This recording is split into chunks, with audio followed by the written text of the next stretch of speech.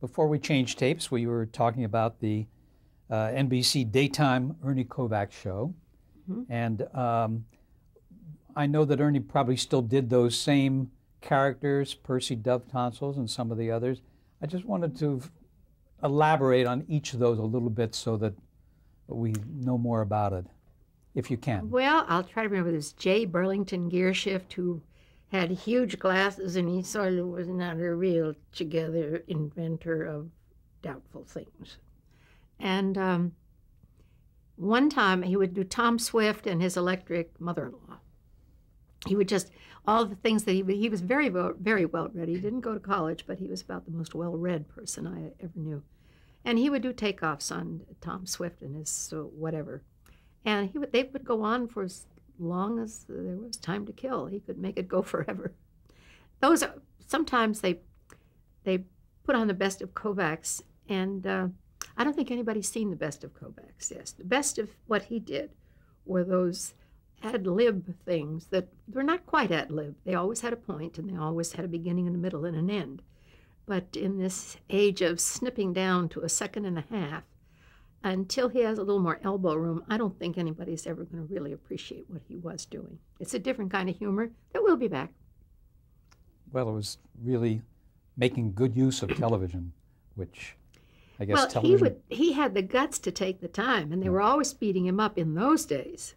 So when the 70s came around, it was a second and a half. I didn't know what they were doing with this stuff. It just didn't look like him.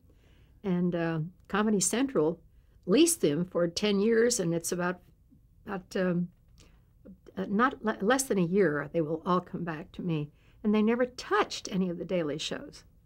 There are 150 half hours of those that are amazing, and they look just like the time, and nobody was doing what he was doing. He would just, whatever was around, he was doing. So unique. Some of the other characters, you mentioned the cooking show. Miklos Molnar, melancholy Magyar, who always cooked with bor. Bor is great Hungary wine. And he would put bor, and then he would drink bor. And he would stuff a chicken, which was always very suggestive. And the poet, he would... Percy Dove Tonsils. Thought while falling off the Empire State Building. I was just looking at one the other day where... was he playing that a little gay? Yes, it was it Ted Weems was between the bookends on radio. The orchestra leader? He would read poetry between the bookends. And he got, one morning in Philly, he combed his hair forward and then made two big spit curls. And Andy came in with some weird kind of glasses that he bought in the trick shop. And he got those big pens, and he made them this kind. And he had a beach coat, a terry cloth beach coat, which he then lost. And I had to make him another one. But he has different tiger terry cloth robes. And he would just do thoughts while falling off the Empire State Building and all kinds. Percy was special. Did you ever develop any of those characters? I mean, not those same characters, but of your own? Yes, I do remember that he said that Percy's going to have a mom, so get yourself ready. So I didn't see myself. We were putting it, I couldn't see the whole thing. And I got out there, and I saw myself on the monitor, and I lost it. And he was, Mom, stop it. And I'm still with these same glasses and the same hairdo. He said, well, we've seen the first, last, and only performance of Mom's Dove Tonsils. So you never did any of the relatives of the other characters again? No. No, what I would do, he would do strange things for me. He would, this is still back in Philly, when he'd say, oh, I got to get dressed. Kill 5 minutes. Kill 5 minutes doing what? What? This is when we were still trying to kill time. He said, you'll think of something. And I didn't know what to do. The only jokes I heard were the Welsh jokes that my relatives would tell at the family reunions, and they were funny in that they weren't funny. And I would just tell these jokes, and everybody would howl because they weren't funny. And wait, two gentlemen came to see Mrs. Jones, and they knocked on the door, and she said, just one moment. "No, Mrs. Jones, come to the door." She opens the door. "Mrs. Jones, your husband has been killed in the mines." "Oh, your husband has been killed. Do you not hear me? Just wait till I finish this cup of tea. Then you'll hear some hollering." Well, that's all. And the crew would be, we didn't get it, unlike a nightclub where the band laughs. If the crew didn't laugh, the crew was on the floor. They said, "Make up some more jokes." So then it began to be more and more. He was getting into more elaborate do's. So I would have to kill time. He said, "You'll think of something." So I began to stockpile. I got the complete works of Shakespeare, and I would do Zsa Zsa Gabor, read Shakespeare. "Out, out, naughty spot." Oh. And then I had Marilyn Monroe singing Schubert Lieder. "Liza Flehen, meine Lieder, durch die Nacht zu dir." I didn't know what to do, but I knew all the Schubert, I could sing them all. So we had Marilyn do that, and she used to sing Stout-Hearted Men. And then some other thing, I began to write little bits for them. Then we used to go to Cuba all the time, and there was some new dance called the cha-cha, and I would bring all the new songs back up and translate them into English. We had to kill time. And put them on the show. We had to get them all on the show. So, and then I would do, one time, I did a sewing segment, and I got a coat that I got a piece of material, but I cut it up the side and put the thing, and I had this thing, and I wore it off. But I did it while we were on the show. And then, anything. I have his books in there of birthdays, so that every day we could send we kept a log of all the birthdays, and we would send greetings out on the air. And anything, household hints, anything, an article. We'd read parts of an article from a paper, and a new song, or try this. We would get the fellow that did the news, and myself and Ernie and Andy, and sing a quartet in harmony. Without rehearsal? Oh, yeah. Oh, rehearsal. No. Then when they put Norman Brokaw, what was it, the fellow that was the news, they locked the camera in so that they couldn't move, the guy that was doing the news, and he'd be reading the news, and Ernie would be on a ladder dripping water on his news broadcast. That was fun. That was just great fun. What a ball. How well was that show received, the one, the daytime variety show that we're talking about now? I mean, did you get a lot of mail? Oh, yeah. No, we were big time then, because we then... you have a studio audience? No, you had never had a studio audience. Well, we did. He was against it. He liked if the crew laughed, that was enough for him. Because I remember he liked to wander around the stage and show the people at home what it looked like behind the cameras, didn't he? Always. I think that's the studio that Rosie O'Donnell's in now. Everybody's been in that studio at one time or another. Is it 3D? Yeah.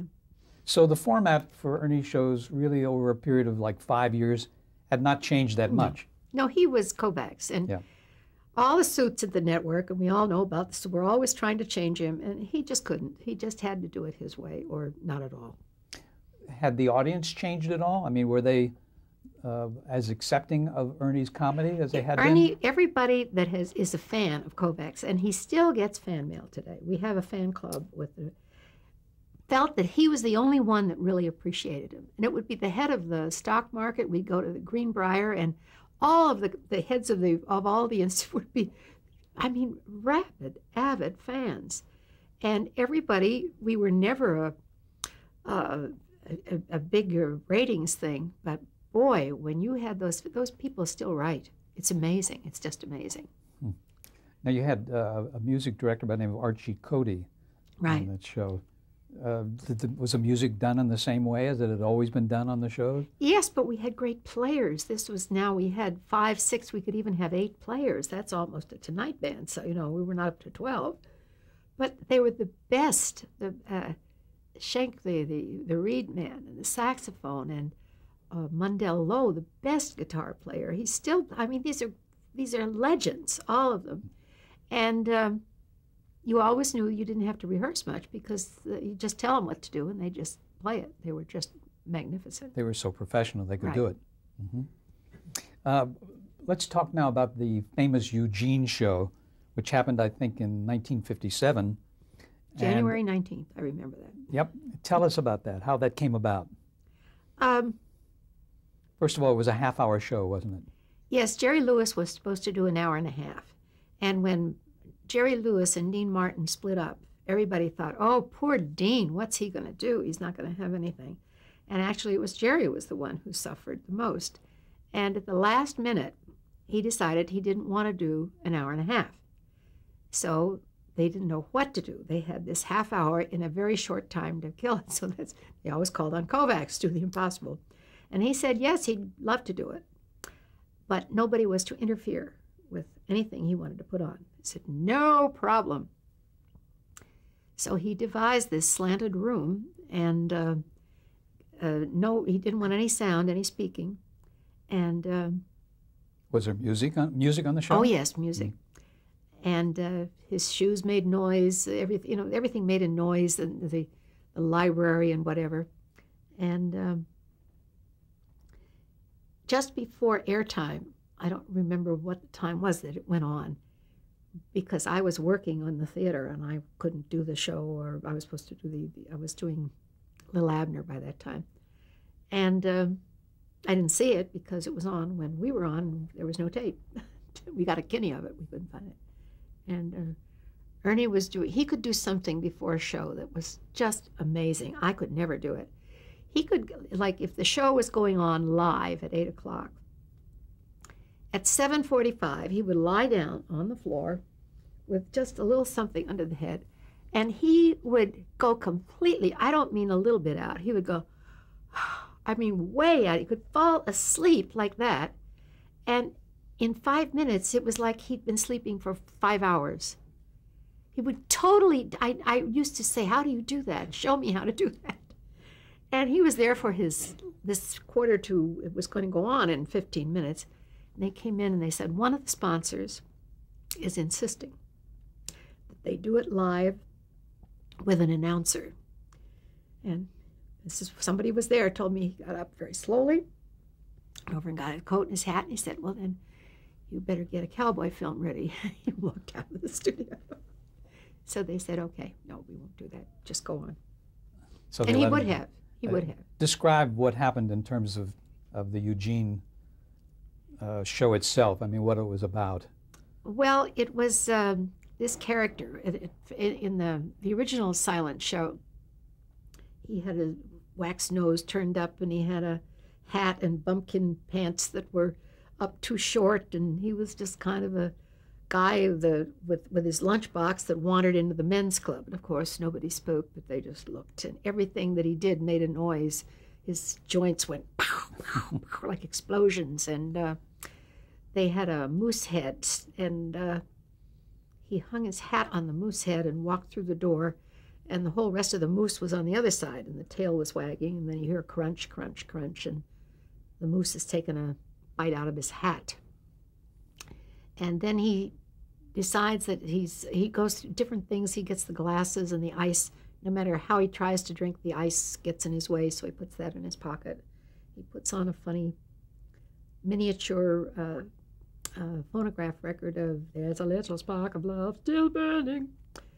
And these people are all looking at him, and finally he decides to go over to have lunch. And he sits at, there's a library table that nobody knows, but the library table is on this kind of an angle, and the camera is tilted at that angle, so that when he comes in, he has to go like a 45-degree angle and sit like this, and then it looks straight up.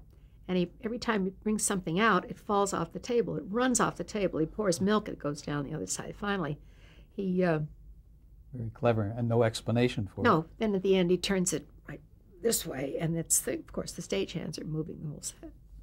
Was there a good response to that show? It was amazing. After that, Harry Cohn saw it, and he had offers from everywhere. So he went out and started to make movies immediately. And really all from that show, even all though he'd been on the air Mm-hmm. all that time before. Monty Proser booked us in the Tropicana. We could absolutely do. Now, you next TV thing you did was Cinderella. And when Ernie came out here, it was just starting. I've heard the story, and I can just imagine it going. But he was staying at the Beverly Hills Hotel, and he was doing movies. And at that time, I was doing Cinderella, and also, what else was it? Anyway, something else. And yes, I won a Tony, and they were for Little Abner. For Little Abner, Mm-hmm. and one of the press agents came up to him in the Beverly Hills Hotel, and he was trying to talk Ernie into getting.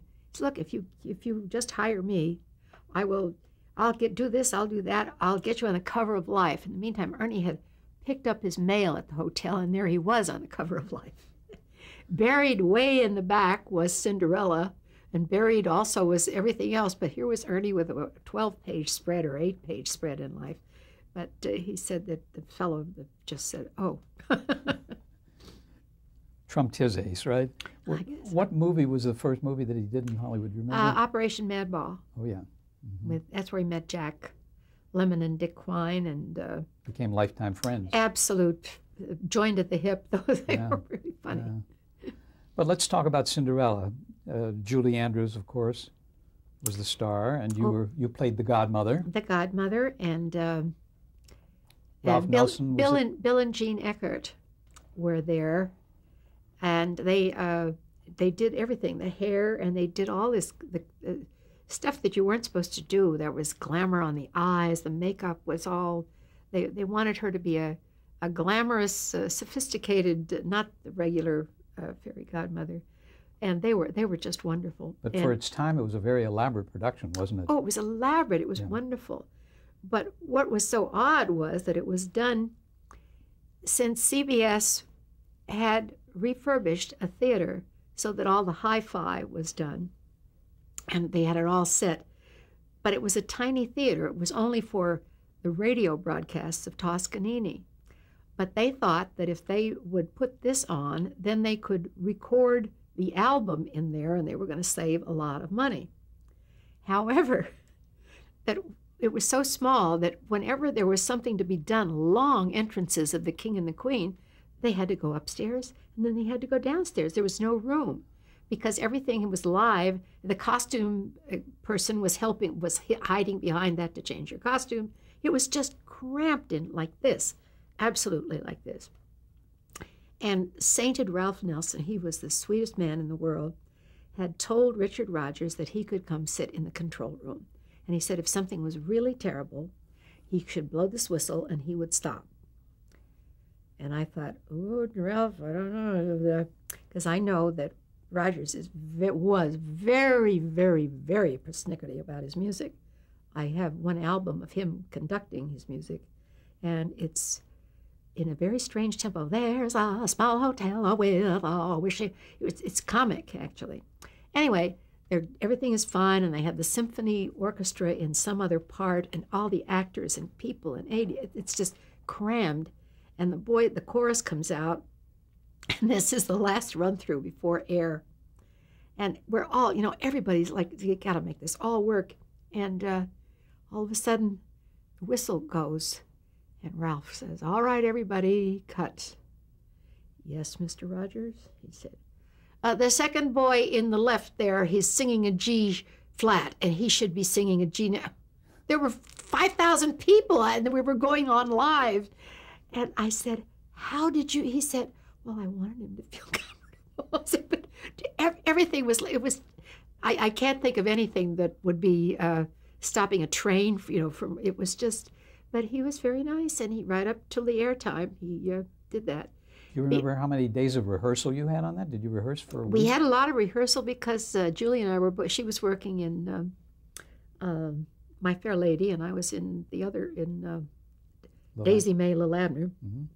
And we would rehearse, and then we couldn't do anything on matinee day. But we did do, the week before, a kinney, a protection kinney, in case somebody couldn't make it that day, or we would protection kinney. And that's the one they showed at the Academy. And I said, but that wasn't the one that was on the air. It was well, how do you know? I said, because my hair was different. It just was different. So I got this, and I looked at my hair, and I looked at everything. And I did find a photo that I am going to send to Dan Einstein, because then they said, there's no color in 1950. I said, yes, we did it in color. There's no color. Yes, we did it in color. And I found a photo of me with a different hairdo, because I remember Bill and Jean, they put a false thing in the front, and I would know the difference, and I could even tell them where we did the Kinney. And every time I read about it, it's all done, just nothing about what really went on. And we got this thing, and I've got this photo, and I do have it in here, where it has a picture of Julie and I in half a carriage, because we couldn't have a full carriage in this place. We were all like this anyway. And there is the camera that says CBS Color. So I'm sending it to Dan Einstein saying, yep, they're right. We didn't have color in 57. That's a great story. Did Mr. Hammerstein also work closely with you on the show? Oh, yeah. Mm-hmm. Yeah, but he wasn't as vocal as Richard Rogers was very, and of course I knew him from, he wanted me to be in the show, and I was that crazy girl that didn't want to, at different parties. And once I was going to do an album, but I was limited in what I could sing. So I talked to all of the music publishers, and I said, have you any old R&H, any old? And they brought me stuff down out of their trunk, and I learned all these songs. There's so much more. And he would sit at the piano, and then I would sing this song. He said, where did you learn that? I said, oh, I got it from the publisher. We're going to put it on an album. He said, I haven't heard that. Where? But I would learn all of his songs. Because they did shows at Columbia University, remember right, that? Right. All the music from there as well. There's so much more, it was called. Yeah. And did you get a lot of good reaction from a lot of letters about Cinderella? Oh, yes. Mm-hmm. It was a different view of nice reviews, but not as good as we had hoped. I remember talking to Julie 20 years later after they had done another version, and everybody said, oh, but you should have seen the version with Julie Andrews. I said, finally, after 20 years, we finally got a good review. How was it working with her on that show? Oh, she's a lovely lady. Yeah. There is just nobody nicer and kinder, and she's just an amazing person. And she was a big star in My Fair Lady at that time. But a lovely lady. We used to, she taught me proper tea. We would cut, she'd show me how to do the proper tea, but my mother, being Welsh, knew how to make proper tea. She was very impressed.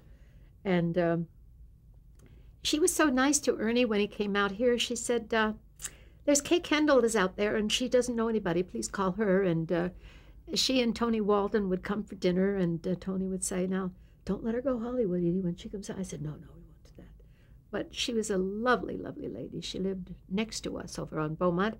And when she did Mary Poppins, she came in and popped in and said hi to my kids. I couldn't get it. She's a sweetheart. Lovely lady. I wanted to ask you if Richard Rogers looked down on television at all. Did you get a sense of, because theater people weren't doing television. Oh, no. Television was crass, and that awful thing in popular music and all this stuff. And the theater was God. That's all there was to it. But he suffered this show because it was making him some money and was...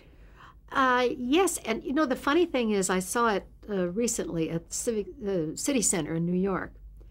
And instead of those stairs up and down, when it's spread out, it looks beautiful. It really is. It works better than it was in the original. I mean, it spreads out in this big pomp and the dancers can really, it's amazing. I didn't think it would look that good. But while you were doing that, you said you were also in Little Abner. And did you have the problem again of doing the show and trying to rehearse for Cinderella? I mean... No, they had to get us both out before 8 o'clock, half hour. That must have exhausted you too, didn't it? I don't know how to... You took it in stride, didn't you? In those days, we didn't even think about it. I would get up in the morning, have that awful breakfast, and go over and sing the songs there till 9 o'clock, then rehearse the next day's songs. Then I would go back home and sleep for a while. Then I'd get up and I'd do the Broadway show. And sometimes I would do the Persian Room on the 12 o'clock show after that. We just never thought about it. I didn't think it was working. That's what you did. You just did it. There was never too much. It was, oh, sure, you could always do it. And if you couldn't, you called a friend and say, hey, they need somebody to do. It was a friendlier time. It was just there weren't so many of us actors around then. And you could do all those different things, too, and it wouldn't affect your career in any way. No. No, the big thing was television. That was a no-no. I was told not to do that at all. And I lived to see my performance on the Ed Sullivan Show open the door again. From then on, anytime I was on, it was okay. Did you do a number from Little Abner at that time on Ed Sullivan, or from Wonderful Town, one of your other shows? It would have been Wonderful Town. It's Love, probably. What was it like winning the Tony Award? I mean, having your peers That was the oddest you. thing. You know, I would finish the show, because when we would do the show, Ernie would pick me up on Saturday night in a limo with the Dom Perignon, not Cristal, we had Dom Perignon, and a huge, a pound of caviar and 2 spoons. Where are we going? Cuba. What? I have the fur coat. And he said, no, you can buy stuff there. And we would fly to Cuba and spend Sunday there. They'd open the humidors for him. And I'd get back in time for the show on Monday night. And it was, you know, it was a different kind of life. We didn't think anything of that. You didn't think anything of somebody, if you had a job offered you that you couldn't do, you thought nothing of calling, hey, you know, the Meadows girls or whatever. You would just, it was just a friendlier time. Now, you moved to Los Angeles, I want to say permanently, but I mean for a while. In 1958, I guess that's when you went to the Beaumont House. No, first of all, we were in 1957. I do have to tell you a little bit about Little Abner, because Please do. It was, I wanted to do that since I won a Daisy May contest in high school, and Richard Rogers I followed that project everywhere, because I thought this wonderful Al Cap, political humor and satire and all this stuff.